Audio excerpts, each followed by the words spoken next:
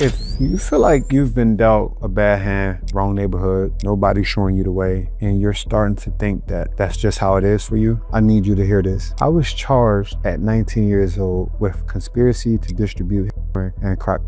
I ended up doing 5 years in prison in North Carolina, and I came home with absolutely nothing. And since getting out, I have made multiple millions of dollars. So in this video, I'm going to walk you through the 5 lessons that I learned in prison that made that possible. Because no matter what situation you're in right now, it's not permanent, especially if you apply all of the lessons that I'm about to share. So let's get into it. You see, when you're broke or stuck, money, it feels like the most scarce resource, but money can always come back. Time never does. So before you even think about how to make as much money as possible, you need to think about how to use this time as efficiently as possible. Now, think about how you spend your day right now. Do you honestly think that you use your time best that you can? If you're watching this, that's a good start, but there's still so much to improve on. Now, everybody likes to use the excuse that they don't have time to make any changes in their life, but they waste hours on social media every single day just doom scrolling TikTok or Reels. This is the worst possible thing that you can do, because before you know it, years they'll pass, and then suddenly you spent 5 years at the same job with nothing changing, getting comfortable, and now guess what? That time is gone. So for me, prison, it really put things into perspective. 5 years of intentional hours in prison is what made my time outside translate so well. In prison, you still have the luxury to go and do dumb shit. You can go do drugs, you can party, you can drink, you can do whatever you want, or you can actually use that time like I did to start reading. I used it to become a better man. I wasn't just in there watching sports and watching movies. I would read religiously. I would practice my hygiene. I would gym, and I wanted to make sure that when I returned into society that I became a better person. I probably read 2 books a week. I probably worked out twice a day. I would sleep at 9 p.m., waking up at 5 a.m. So the lesson is, time is the only real currency that doesn't lie. So instead of you letting the clock run out, start treating every hour of your day with purpose. Some things that I use to manage my time is waking up at the same time. I try to go to the gym at the same time. If you can stick to a routine, it'll help you manage your time so much better. You don't have time as a man to just go with the flow. Not right now. You don't have enough money. You don't have enough time on your hands. So you need to be making sure that every single hour is accounted for. Structuring your day, it becomes automatic over time, but most people, they fall apart trying to maintain it. That's why step 1 and 2, they go hand in hand. Now, everybody has a perfect vision of how they want their day to go, but they always have trouble executing it, and that's because they don't have no discipline. You have to be able to keep a contract with yourself when no one else is watching. Now, when I was inside, my day was structured for me. I would wake up, I got breakfast, I would do my morning walk, I would study, then I would hit the gym, then I would come back for lunch, and I would shower, I would clean myself, I would work out again, and then it was time for bed. Maybe I read more or I watched sports. When I got back into society, I stuck as closely as possible to that routine. I still wake up at a certain time. I still take my naps at around 4 p.m. I still work out once or twice a day. I still try to read every single day, and I just kept that structure. I kept that routine, and that has helped me so much in my work life. It has helped me so much with my finances. It has helped me so much with my relationships. But here's where a lot of people get confused. They don't understand the difference between discipline and motivation. So discipline is when you show up and you do what needs to be done. But motivation, that's when you get into that short-term excitement to start something. It's fleeting. All right, it comes and goes. And as soon as that excitement goes away, guess what? You don't show up anymore. And if I'm being completely honest, it's not even a laziness thing. The system has programmed you to operate on external pressures, like a boss or a deadline. So lesson 2 is this: discipline is what you do when nobody is watching. And here's how to actually have discipline. The way that I was able to build my discipline, again, you need routine and discipline. They almost go neck and neck. It's almost impossible to have discipline and not have structure or routine. And so for me, again, I wake up at the same time every day. I leave my phone on do not disturb. I got time set aside for when I work. I make sure that I go to sleep at the same time. As soon as I got released, I kept the same routine. That same routine that I did did 5 years in prison, I still do to this day. And I get so many of my people and my friends like, how you so routine? Why your room stay clean? Why you fold your socks that way? Why you always take a nap? Who has time for a nap? I do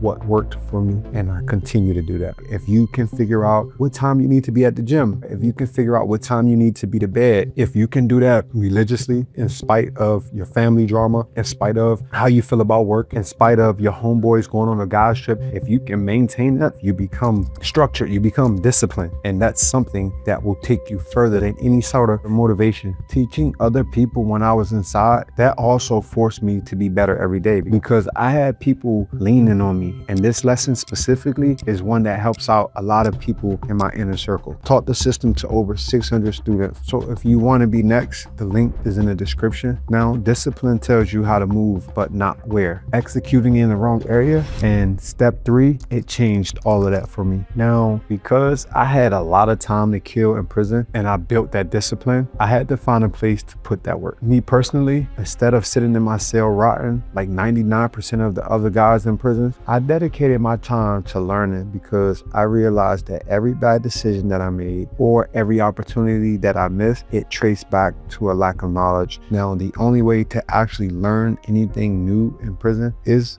reading. And for me, I even started reading like men's health magazines, because at that time I was big into like my health and my fitness, and I learned how to properly do workouts. And I remember looking up and magically, like, I just was in shape. I started applying the stuff that I was reading in the magazines. I started eating protein, and next thing you know, I was in so much shape. And I would get guys every day that would come and ask me for fitness advice. And the next thing you know, I was training maybe 30 to 50 guys every single day on the yard and helping them get into shape. And it's crazy to me because I was 19 years old at the time, and I read so many health magazines. And when I got out, I was able to come home and study the NASM, which is the personal trainer certification. And then I ended up getting a job at a hotel, and then my entire life changed. Now, imagine the other skills I picked up when I was reading the other books. So lesson 3 is this: read like your freedom depends on it, because it does. So if I were you watching this, I would start by reading finance books, The Psychology of Money, Rich Dad, Poor Dad. And not only reading it, but you then start applying it to your actual life. And that's how you transform your life. Now, getting the knowledge is enough to get you anywhere you need to go, but not if you think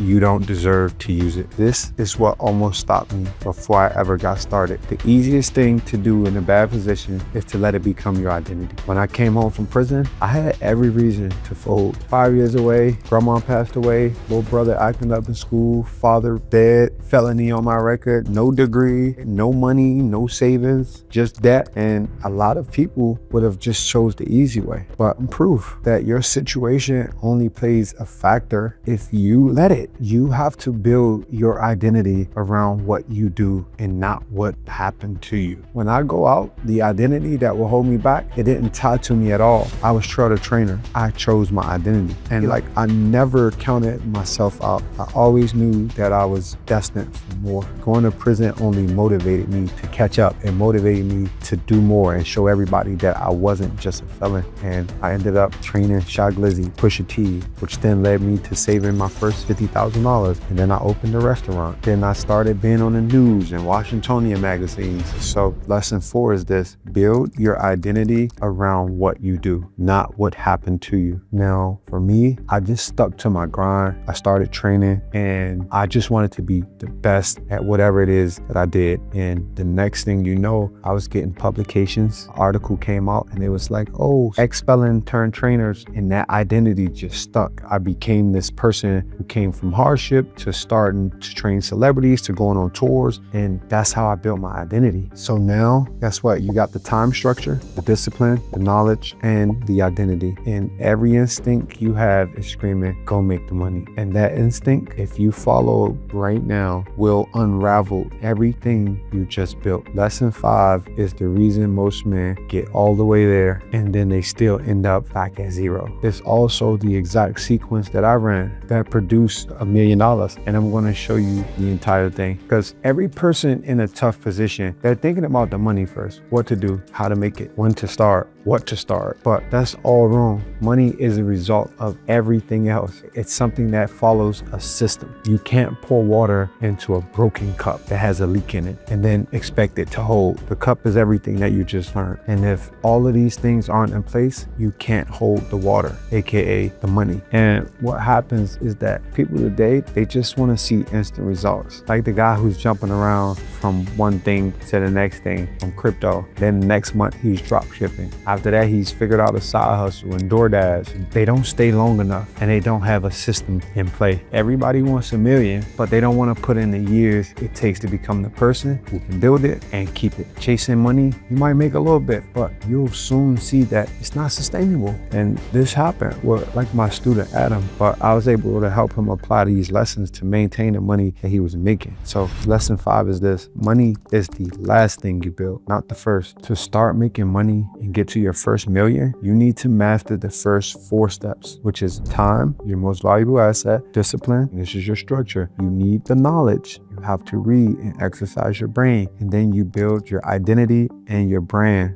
not what you've been through, but where you're going. And once all of those are set, that's what the money will follow. After I got released from prison, I built my systems in the right order. 9 months drug treatment program, NASM certified personal trainer, hotel gym job, got about 25 to 30 clients. I was training in the basement of my mom's apartment building, which was like a laundromat. From that, I built a exercise for returning citizens called 23-in-1. I hired all of my homies coming home from prison. And then this summer, guess what? I started training celebrities, Pusha T, Shy Glizzy. Then after that, that translated into content, built an audience. Then after that, guess what? I built my first 10K month. A while later, 30K month. After that, 50K month. And then consistently 100K plus months. The million wasn't the goal. It was just proof of everything I just taught you guys. It's what actually works. Now you have the full system. All 5 of the lessons that I learned from prison to make my first $1 million at 30 years old. This structure tells you exactly how to become that person who can build wealth. Now, if you want to apply what you just learned to start making money on social media, watch this video right here in my community. I helped Josh do exactly that in like 4 weeks, and he made endless money from building his personal brand and brand deals. Now, if you're serious about this and you're ready to lock in, come join my inner circle. I'll leave a link in the description. I just want to say that thank you for watching, and I hope to see you back soon.